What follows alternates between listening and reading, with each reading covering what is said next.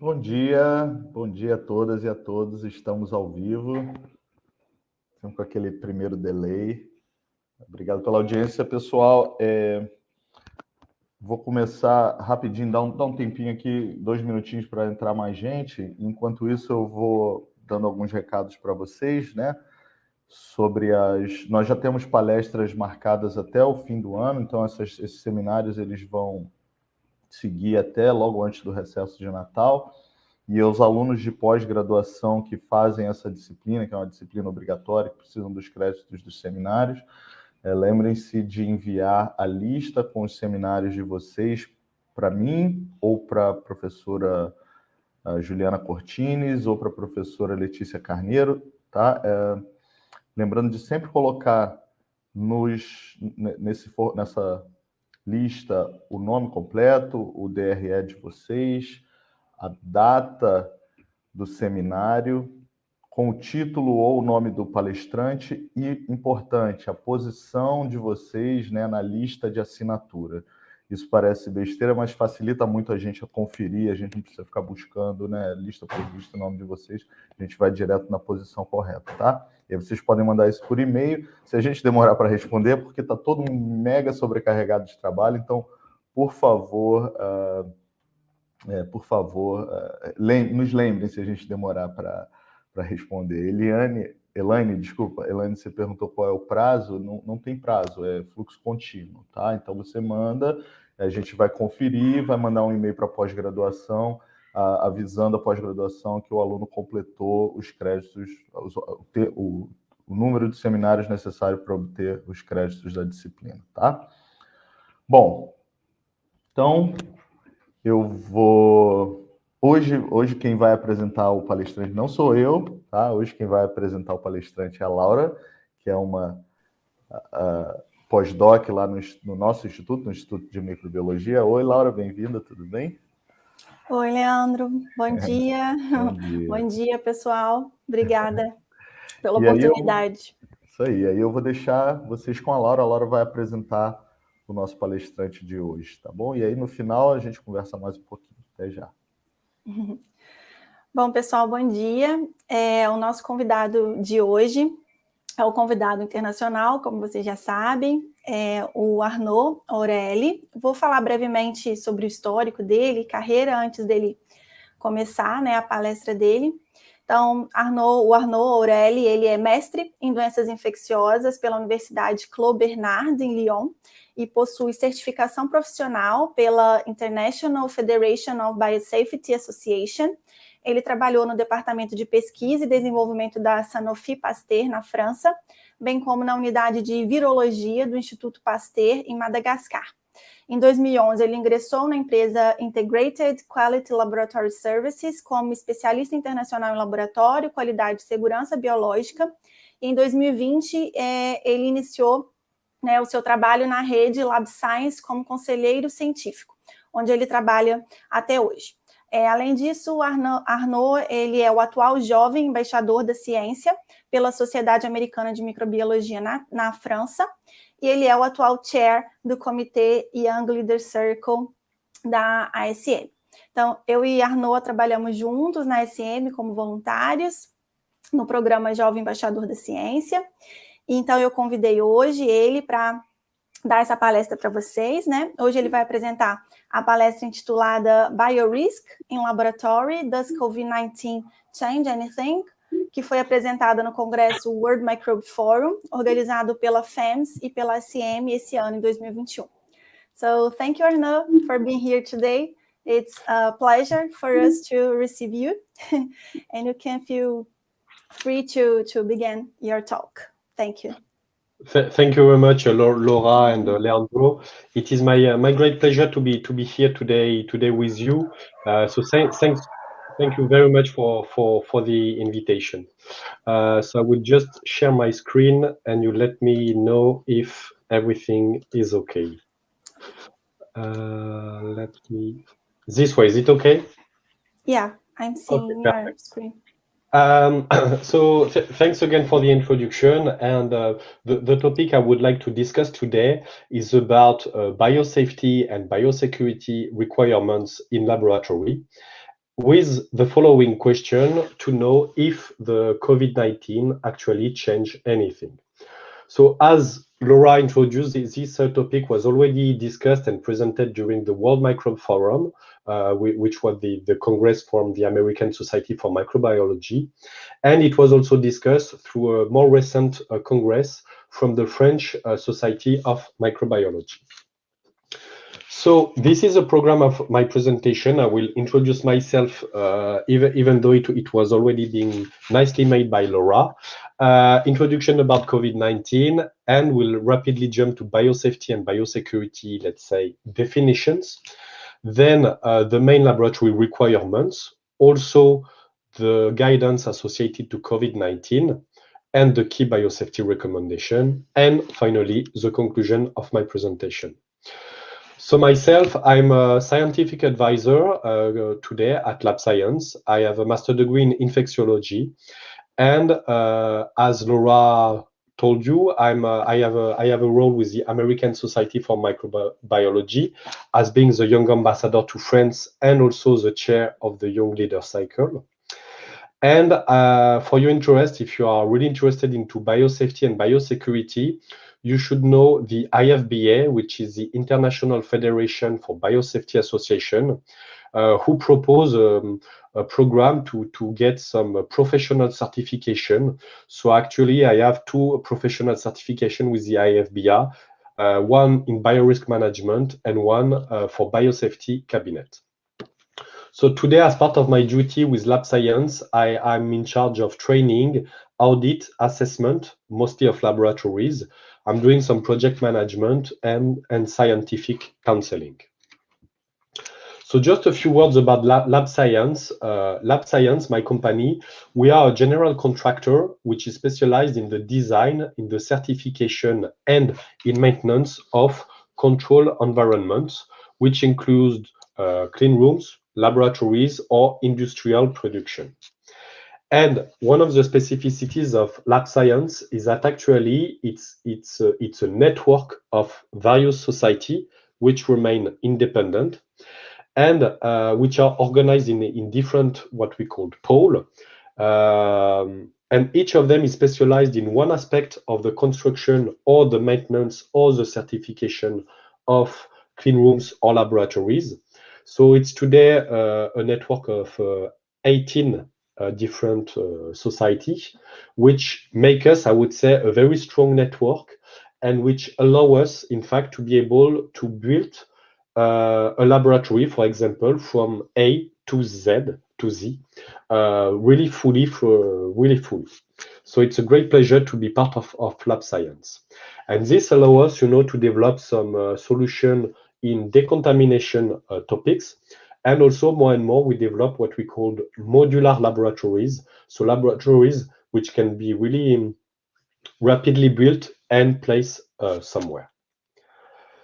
A last word about Lab Science is about the training organization that we launch, which is the Lab Science Academy, which I'm part of it. So one of my role is really to develop the training as part of Lab Science, and mostly I would say around biosafety and biosecurity, because unfortunately there are a lot of needs. I would say whatever the country is targeted, including France, we might sometimes think that France and other European countries, we are strong in biosafety, but in fact, there are still a lot of things to be done. So that was it for the presentation. I think it was clear. So now regarding COVID-19.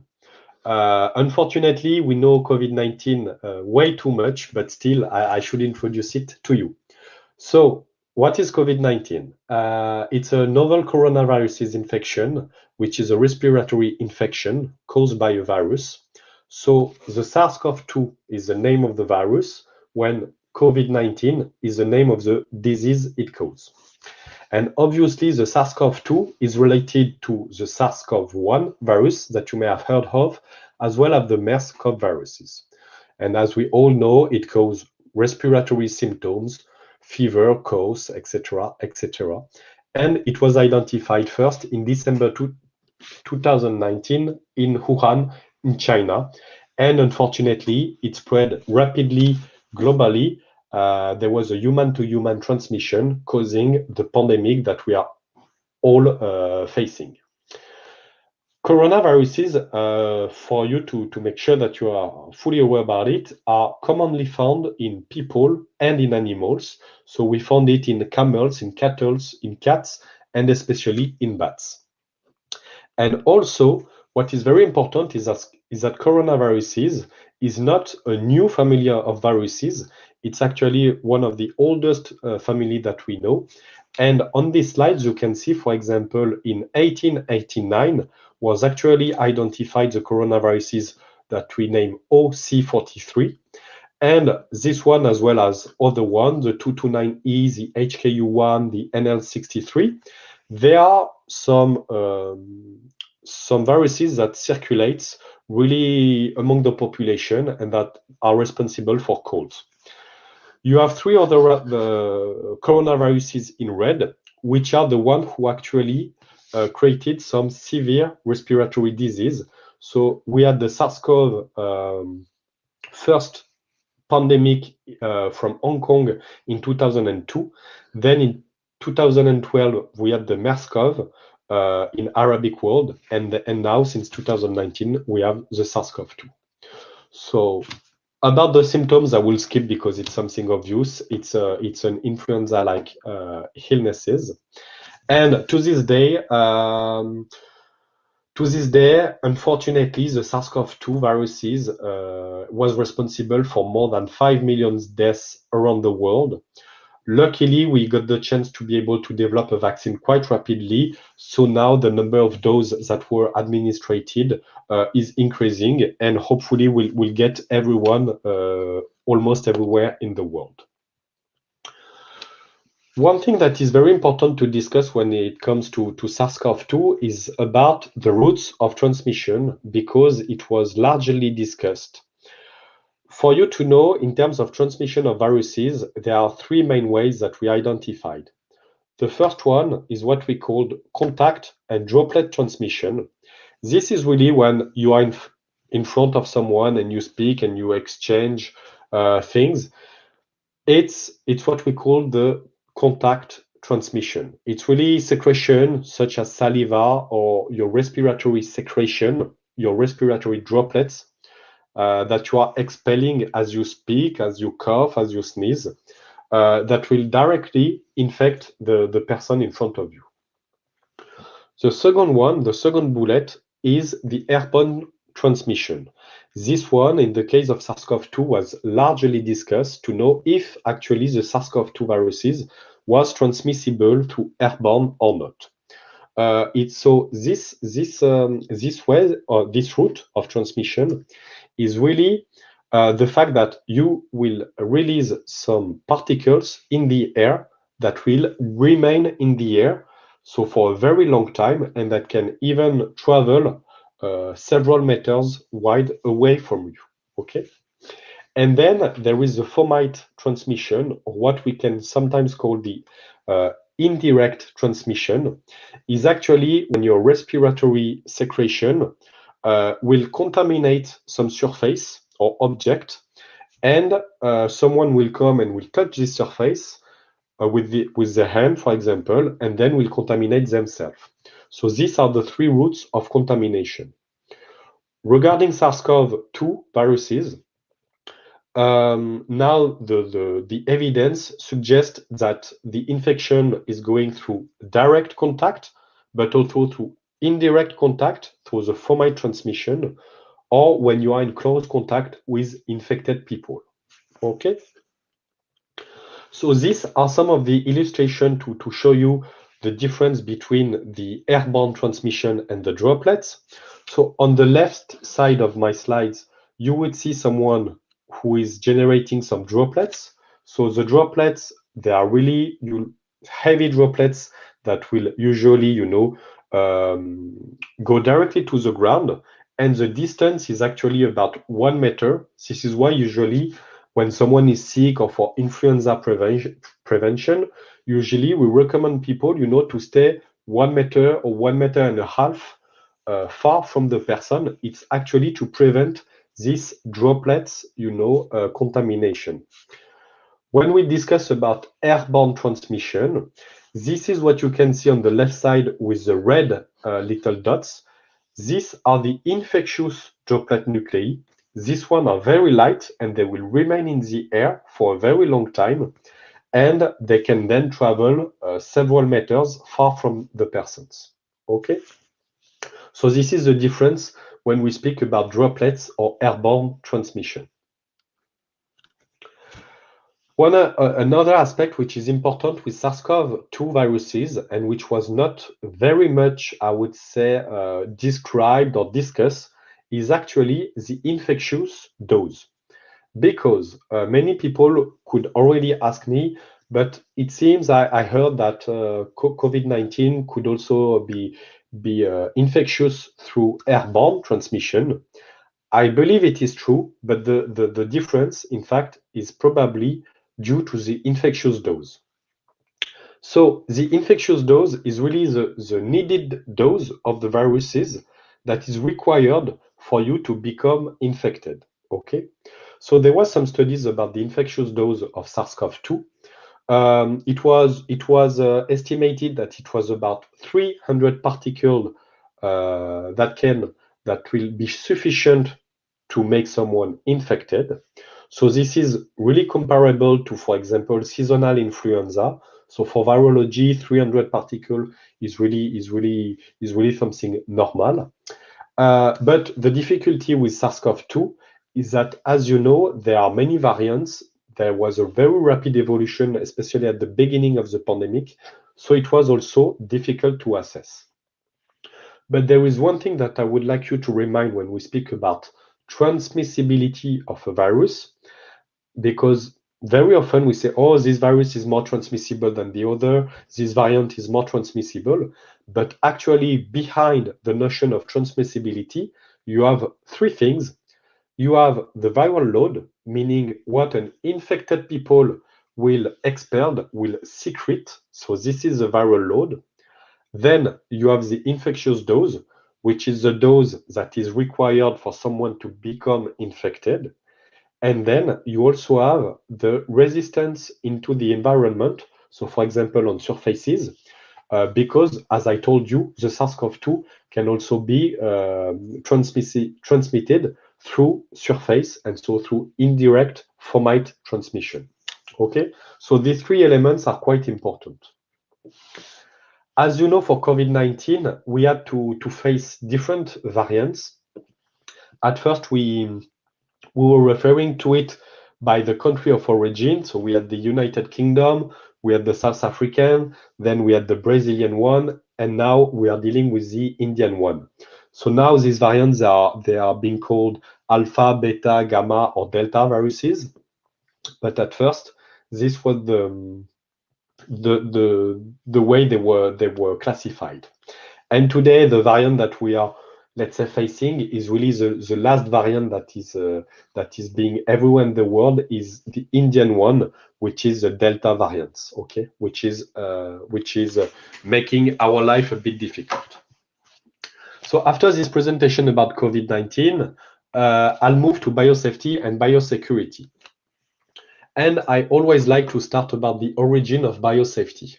In fact, how biosafety was being came into the mind of people is after doing some studies on laboratory acquired infection, what we called LAIs. And in fact, in the 40s and in the 50s, you have some people in the States who were just following, the number of infection of people working in the labs. And in fact, very easily, they noticed that people working in the lab were getting more infection than the general population. And so they start to think about what could be the problem. And in fact, they started to address those problems. And one of the best pictures is the one that you can see here. And they simply noticed that the people doing some mouse pipetting were getting infected very often. And so this is actually how biosafety, was generated, if I can say. So to address this problem, this is back in those years, in the 50s, 60s, 70s, that we start to develop some good laboratory practices. And one of the first one that probably you learned was no mouse pipetting in the lab.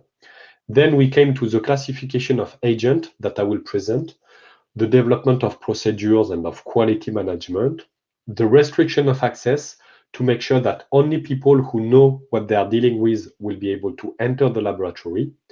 We came also with the principle of containment of pathogen and biosafety policies. Also, unfortunately, you know, we faced quite an important numbers of laboratory accidents, and so one of them is, for example, what we call the Russian flu in '77 was actually a laboratory accident.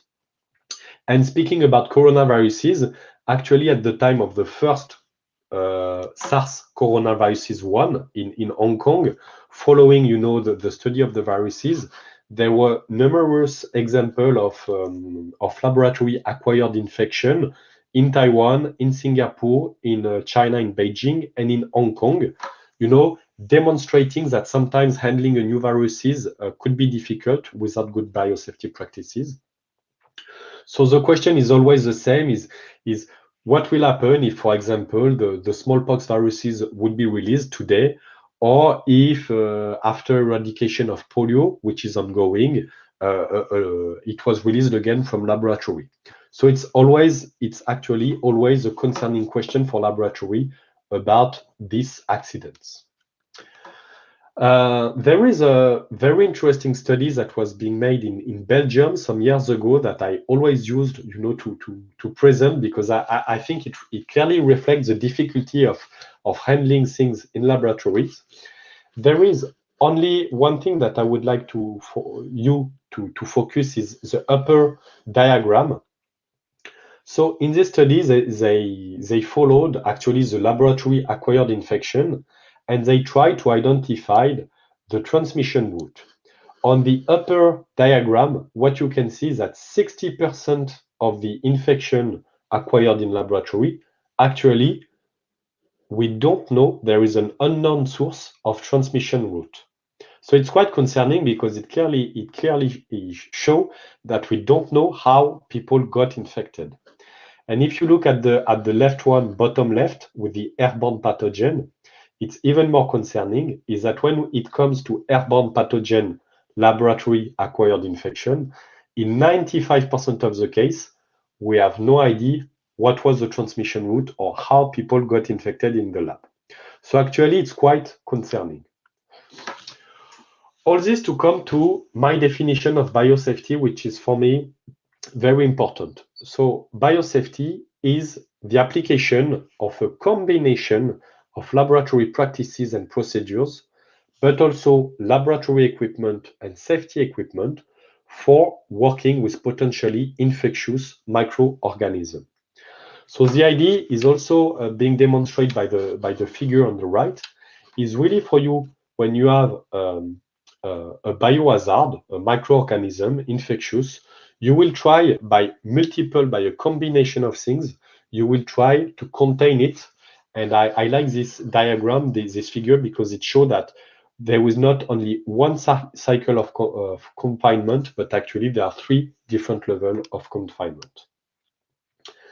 And the second thing I would like to remind you is that biosafety and biosecurity, they are clearly 2 different things. So I like to make the distinction. So again, the biosafety is what I just introduced you, is about containment principle, technologies, and practice to avoid the unintentional exposure to pathogens or toxin or an accidental dispersion. Everything that I presented to you before. Then what is biosecurity? Biosecurity is actually the institutional and personal security measures to avoid the loss, the theft, the misuse, or the dispersion, or even the intentional use of pathogen. So very often to to simplify biosecurity, we speak about bioterrorism. So the idea is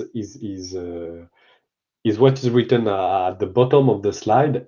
Biosecurity is actually to keep bad people away from bugs, to avoid people to do some nasty things with microorganisms. So I do hope these two differences between biosafety and biosecurity are clear. But very often, in fact, biosafety and biosecurity, we put it into the same barrel, because together they built what we call the biorisk management. Okay, and so the biorisk management is a synergy between the biosafety and the biosecurity. Again, it comes back to good laboratory practices, classification of agent, restriction of access, waste management, the registration of your biological agent, the training, etc., etc. Okay. So in terms of laboratory requirements, what are biosafety and biosecurity laboratory requirements?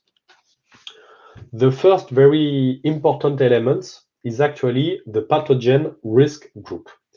Today, all the pathogens are being classified into a group, whether it will be group 1, group 2, group 3, or group 4, depending on their pathogenicity.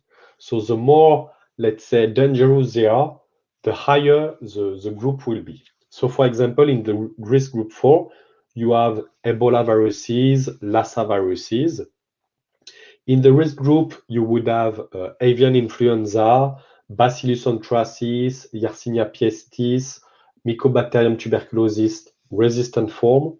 And in the risk group 2, you would have, I would say, regular infection, Staph aureus, Salmonella, herpes, adenoviruses, seasonal influenza.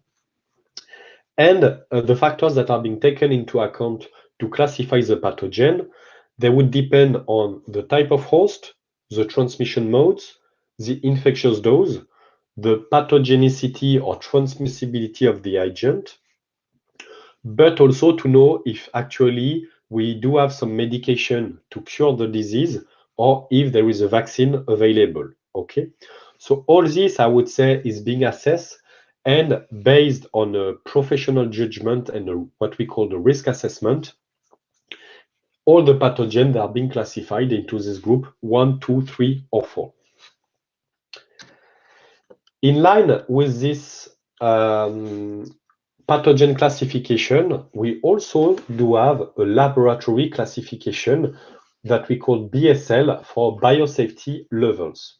And same, there are 4 levels, from the easiest one, which is the 1, up to the 4.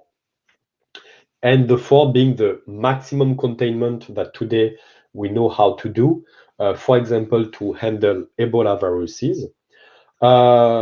You can see a photo of a BSL-4 at the bottom right of your screen. So this is what usually we see in movies, is that when people are working in a suit, which is under positive pressure, simply to prevent that if there is any puncture into their suit, that the air can only go out of their suit, but they cannot enter. And a BSL-3 is usually simplified by the fact that your laboratory will be under negative pressure.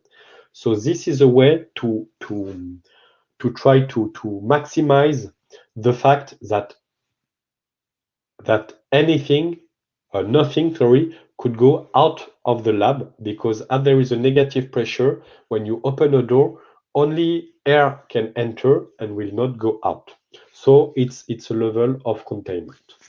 I would say for most laboratories, when you deal at the university or for diagnosis, most of them, they are BSL-2 laboratory. This is really a regular laboratory. Okay.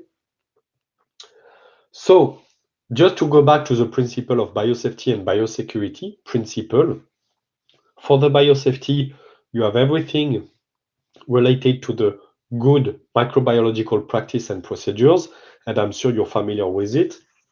No eating, no smoking, no drinking in the lab, etc. No mice pipetting. You do have working with biosafety cabinet, which is clearly to me a very key aspect of biosafety is knowing, I would say, having a biosafety cabinet, making sure that this biosafety cabinet is certified and using it properly. It's really complicated. Using appropriate disinfectant, securing transport and shipment, wearing personal protective equipment, having good hand hygiene, mastering your waste management, and doing risk assessment. And when it comes to biosecurity, this is more personal management. So making sure that the people working in the laboratory, they are actually good people, and not here to do some bad stuff. You have the physical security of your lab, having cameras, making sure that no one can enter, etc. Information security to make sure that people will not steal the data from your laboratory, and inventory management to make sure that if something is missing in the lab, actually you would know it. Okay? So what are the biosafety guidance associated to COVID-19? So to be honest, the recommendation, they are really regular biosafety and biosecurity recommendation. This is why I spent a long time, presenting you biosafety and biosecurity. Clearly, the recommendation from CDC, the Center for Disease Control, WHO, is having a good precaution when you handle the specimen, working under certified biosafety cabinet, having good hand hygiene, use of PPE, suitable disinfectant, and performing a risk assessment. So clearly, there is nothing new in comparison to the big principle on biosafety and biosecurity. One important thing that popped out in December 2020 is actually the 4th edition of the WHO, so the World Health Organization Laboratory Biosafety Manual. And this one is nice because it was expected for a very long time. But this manual is insisting a lot about what we called, and what I used a lot, about risk assessment, meaning people should do a risk assessment to know what measure they should, excuse me,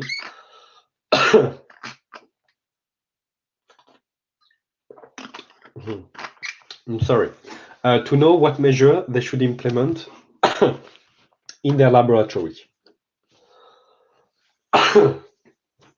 So, despite there was uncertainties at the start of the pandemic, especially with the variants, SARS-CoV was actually very interesting because it was the first modern example of the application of a real rapid assessment of the risk in terms of biosafety, and there was global recommendation. So very rapidly, the agent of SARS-CoV-2 was classified as a risk group 3 pathogen. But what is interesting is that very rapidly it was decided that when people were doing some propagative work process, cell culture, they should do it in a BSL-3 laboratory. But when doing non-propagative diagnosis, a BSL-2 was enough. So this was the result of a risk assessment. And of course, it was very important that this was done this way, because not all the people would have a BSL-3 to work. Okay. So for your information, the SARS-CoV-1 and MERS-CoV, they are also listed as a risk group 3. And it is the same for France for the SARS-CoV-2. So what are the key biosafety recommendations? I will clearly not read all of this. This is extracted from the WHO website. And again, it turns around all the principles that I already mentioned. And same for the CDC guidelines. Clearly, they go around the hand hygiene, the standard precaution, PPE, insisting on biosafety cabinet, and risk assessment. So all this to come back to my question: did COVID-19 change anything in terms of biorisk? So clearly, on one hand, no, because the fundamentals principle of biosafety and biosecurity stay the same. There is nothing new about it. But of course, you can guess that there is a yes. Yes, why?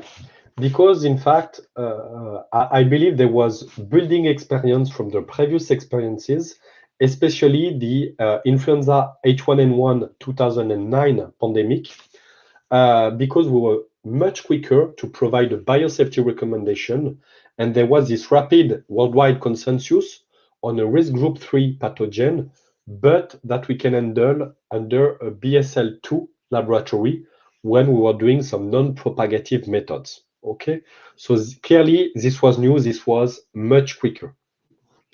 There was also emphasis on working with certified biosafety cabinets, which was not always the case before. Also on personal training, on risk assessment based practices. This could be something good and this could be something bad, but still more and more we'll be pushing to risk assessment. And also, I'm sure we're all very much aware about mask because there was a strong emphasis on wearing mask. Also, what changed is the general public, because I feel there was a much better understanding of the biosafety concept, wearing mask, having hand hygiene, what was the indirect contamination and disinfection. So this was something that came into the general population as well due to the pandemic. Also, something new is that we use more and more automated equipment, especially for extraction. So the workload for diagnosis was much higher, and relying on non-propagative methods such as PCR actually, on one hand, is a job, but it also lowered the risk because after the inactivation phase, actually you have no more risk. So clearly this lowered the risk when dealing with SARS-CoV-2. And of course, the last point is about the vaccine mRNA technology that pop out very rapidly and make our life a little bit easier. But there is also two things that I'd like to come back about. The emergence of the SARS-CoV-2 actually still may raise some question. I'm sure you all heard about the theories that possibly, the laboratory, the SARS-CoV-2 could have escaped from a laboratory in China, in Wuhan. So the questions that are around it are the following one. First, in terms of biosafety, the question that rises is actually what are the biological safety conditions that are applied to laboratories who are working with dangerous pathogens, or to laboratories who are looking for new viruses, viruses from animals.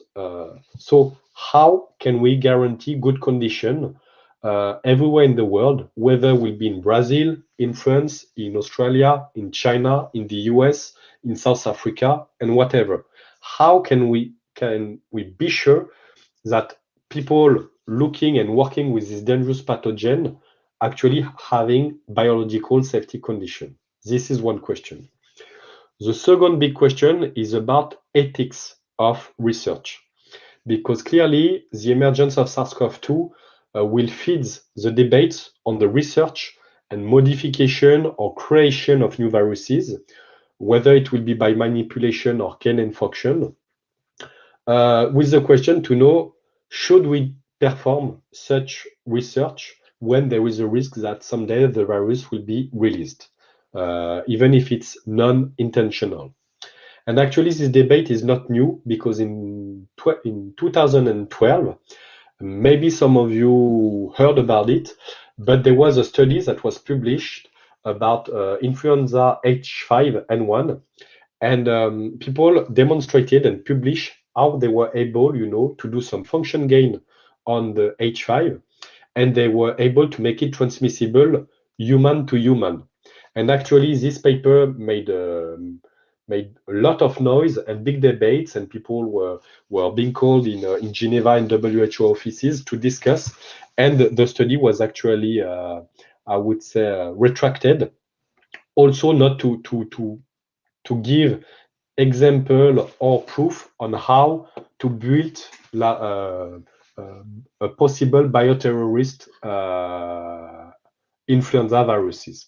So this debate is not new, and probably the SARS-CoV-2 will relaunch it.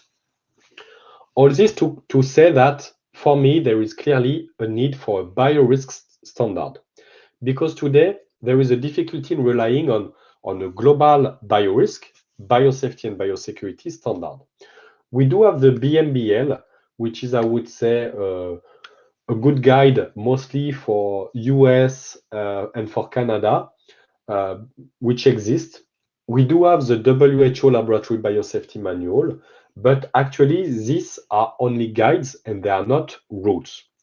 So I wanted to let you know that since 2019, there is the ISO 35001 that was released by ISO standard, which is about biorisk management for laboratories and other related organizations.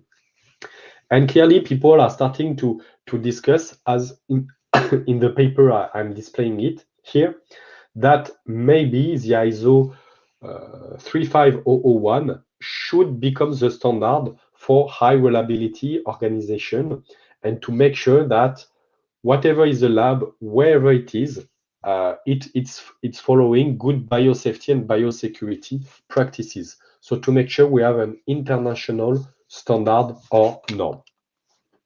So in conclusion, SARS-CoV-2 does not change the fundamental of biosafety and biosecurity, but put them into the spotlights. It was a very good reminder of the good microbiological practice around the world and the importance of safety and biological safety in the laboratory. It has provided a practical proof of what we call the risk assessment, because it was being done in a global collaboration approach. So this was clearly something new and something good. And the question about the origin of the SARS-CoV-2 will fit the debate on research ethics. Should we do some gain of function on viruses or any microorganism? It leads to a reflection of the biosafety condition in laboratory, working with dangerous or emerging pathogen everywhere in the world. And then it clearly asks the question of an international biorisk standard that could be the ISO 35001 versus the guidelines and recommendations that we know with CDC or WHO. So with this, I will thank you very much. I hope I was clear, and I'm sorry because I'm having a little cold, so you know it has been a bit difficult, but I hope it was clear.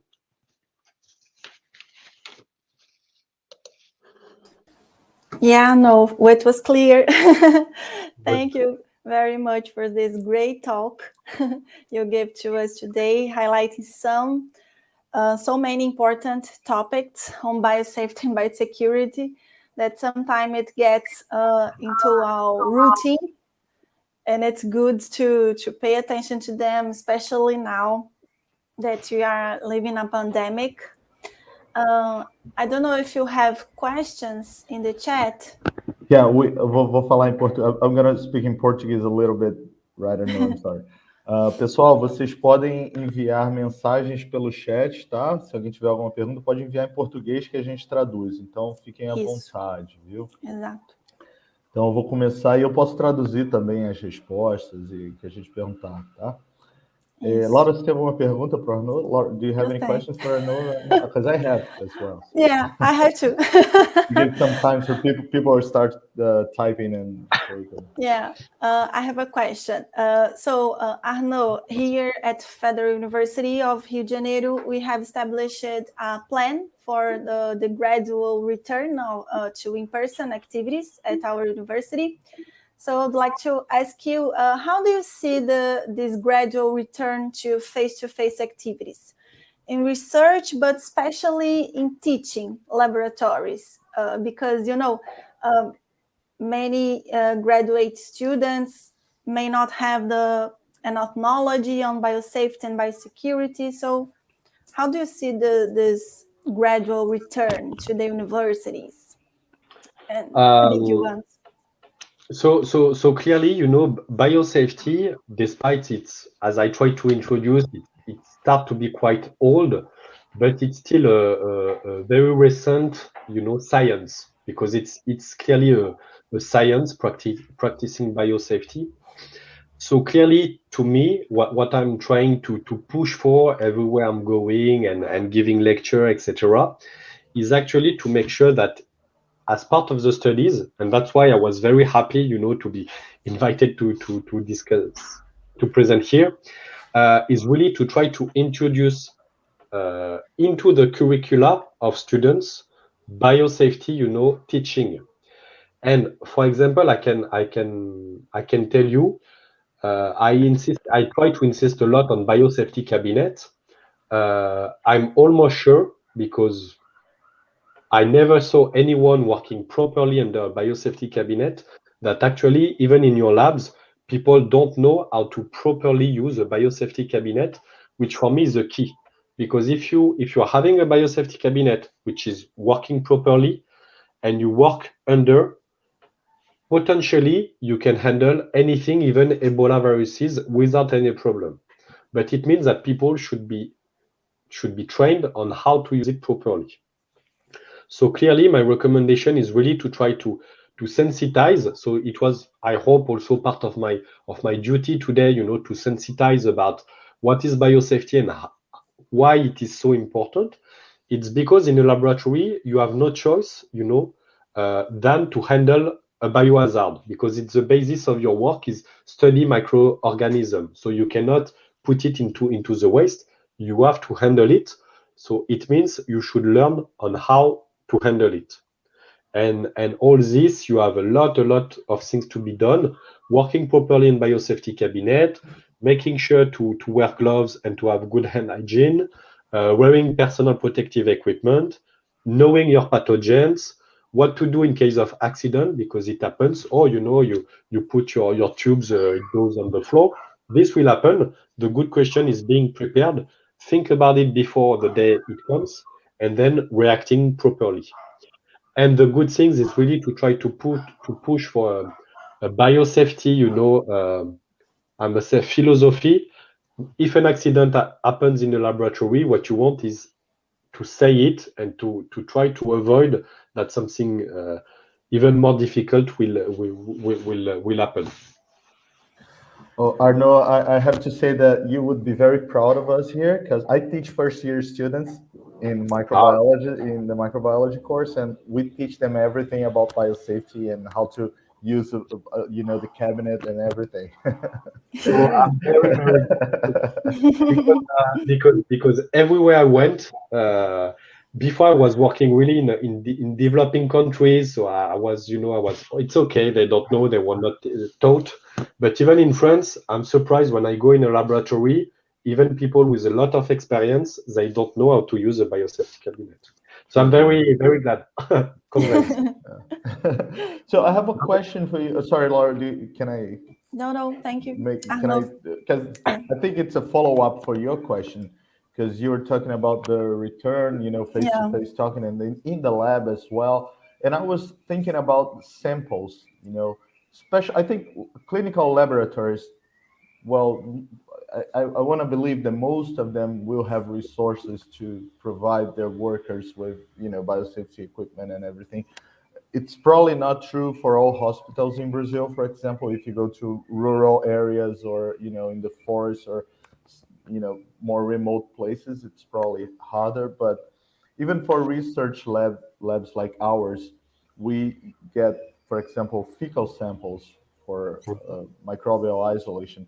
What is the recommendation now with the COVID-19 for getting these biological samples? And do you suggest, should we treat these samples somehow, heat them to kill the virus, or before using them for microbiome studies, for example, trying to isolate a bacteria for research, not for clinical, diagnostic, but just for research? It's a very good question, because the main difficulty in biosafety and in lab and doing that diagnosis is that when you will start to apply biosafety in your laboratory and in one sample, is that you will always think of the biosafety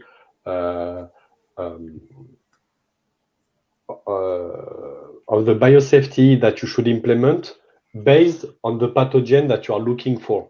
So, for example, if you work in an influenza laboratory, you will always think that what you receive is whether influenza or not influenza. So you will prepare yourself in terms of biosafety only for influenza.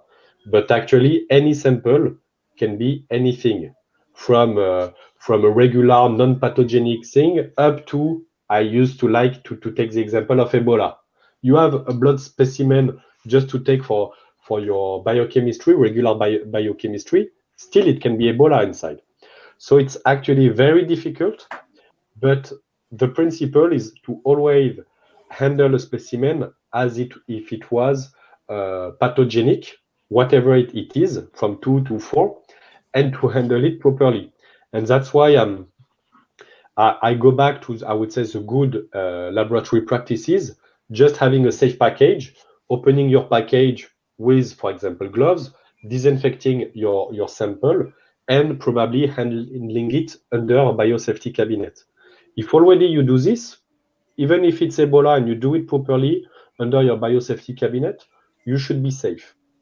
So to also try to go further, based on COVID-19, there was no new recommendation. And actually, the only new thing is that people are hiding behind the risk assessment. And it's very trendy to say, oh, I perform a risk assessment. But what is a risk assessment is actually to say, oh, man, it's your responsibility to decide what you will do. And that's why I said during my talk, is good and not good, because it's putting responsibility on people, which is good. But on the other hand, if yourself in your lab, you work with Ebola and you perform a study, and at the end you tell me, I think I can handle Ebola in a BSL2, actually you did your study, you did your risk assessment, I cannot complain.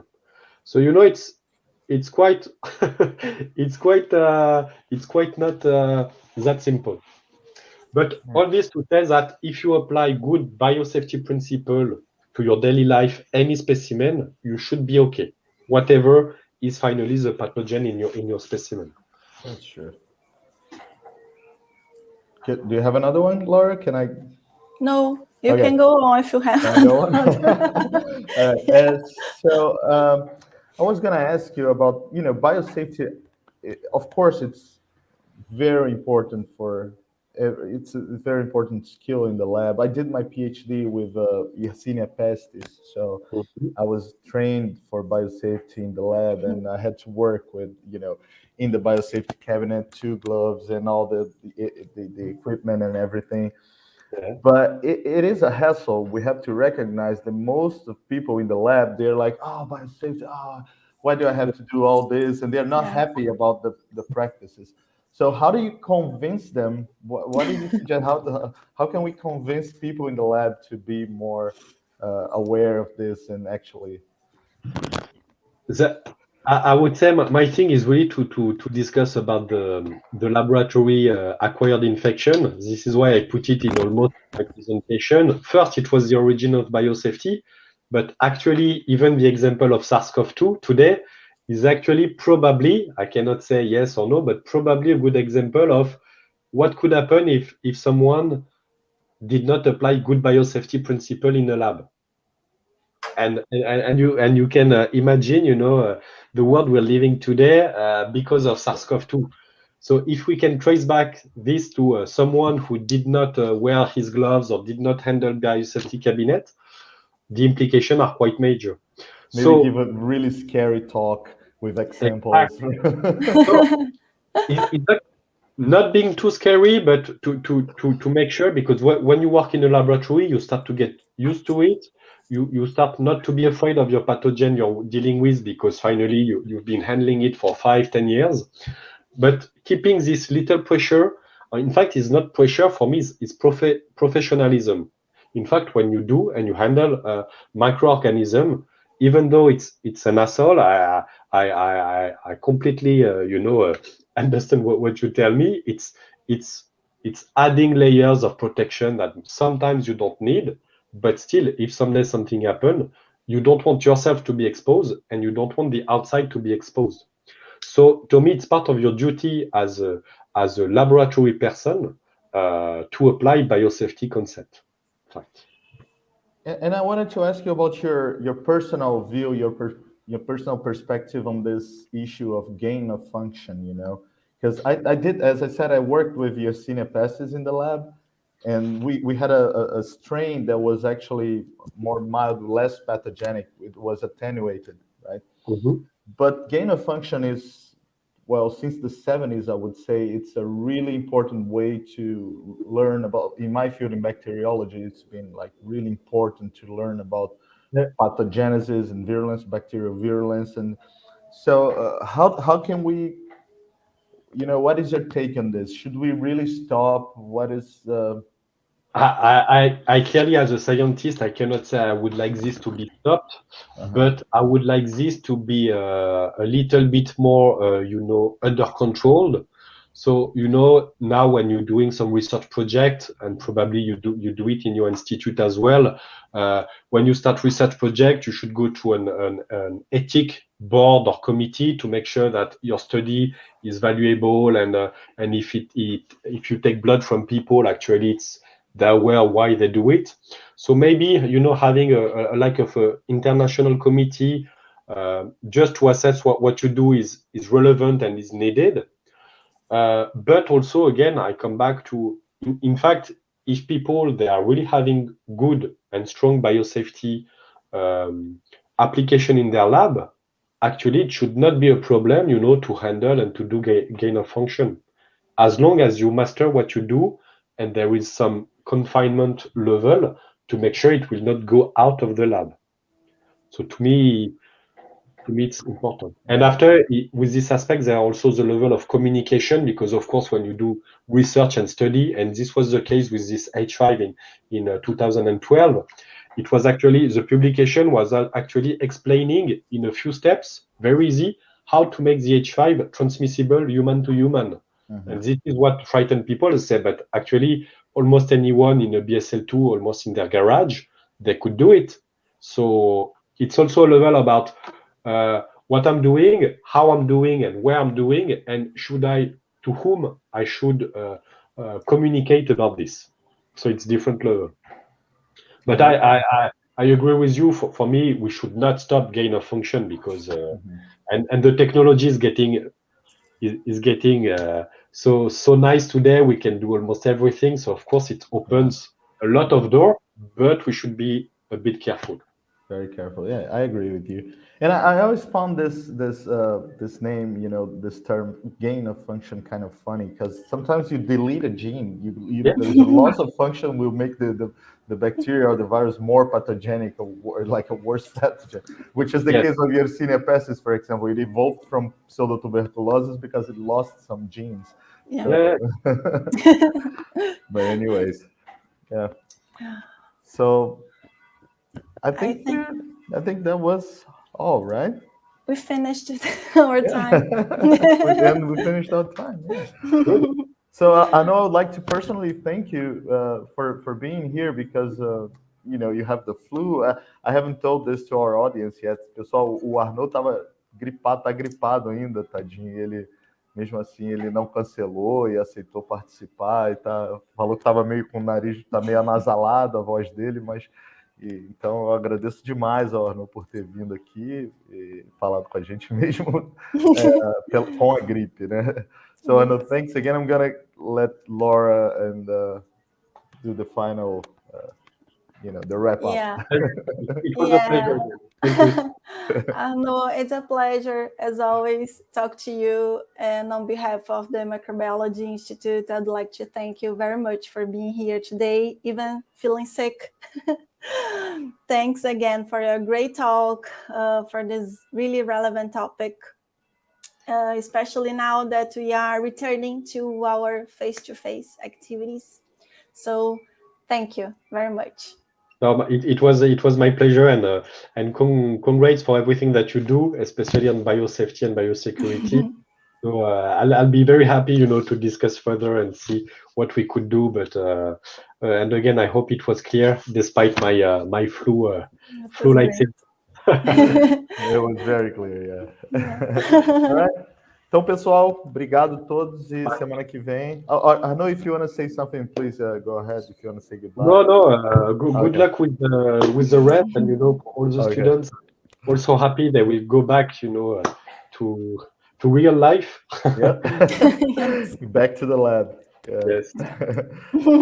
Então, pessoal, até semana que vem. Laura, muito obrigado pela ajuda hoje, viu? Obrigada a você, Leandro, pela oportunidade. Valeu. Então, pessoal, até semana que vem. Tchau, tchau. Tchau, pessoal. Tchau.